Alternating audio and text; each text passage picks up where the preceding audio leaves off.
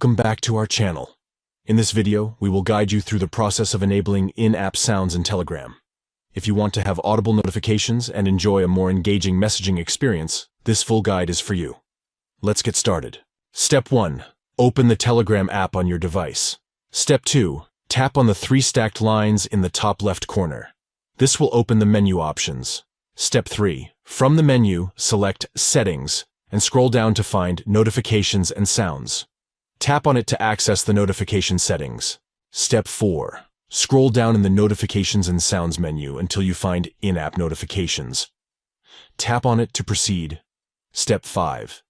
In the In-App Notifications settings, you will find an option to enable in-app sounds. Enable this option to have audible notification sounds within the Telegram app. By following these simple steps, you can easily enable the in-app sounds in Telegram. This way, you can receive audible notifications and stay engaged with your messages. We hope this step-by-step guide has been helpful in enabling the in-app sounds in Telegram. Don't forget to like and subscribe to our channel for more helpful tutorials and guides. Thank you for watching and enjoy the enhanced messaging experience in Telegram.